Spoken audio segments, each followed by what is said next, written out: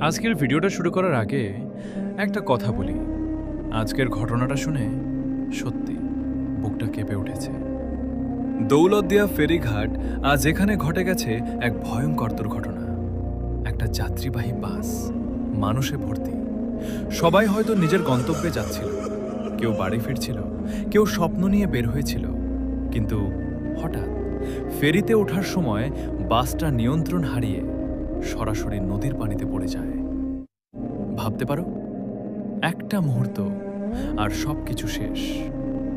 অনেকেই তখন বাসের ভিতরে, চিৎকার, আতঙ্ক, বাঁচার চেষ্টা।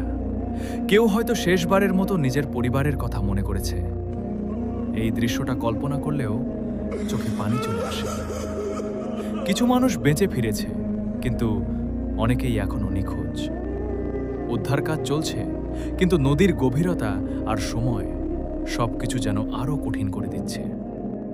এখন প্রশ্ন হলো, এই দুর্ঘটনার জন্য দায়ী কে? বাস ড্রাইভার, ফেরি কর্তৃপক্ষ, আবহাওয়া, নাকি আমাদের পুরো সিস্টেম?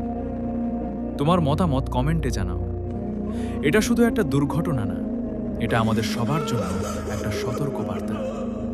আজ যারা নেই, তাদের জন্য একটা দোয়া করো।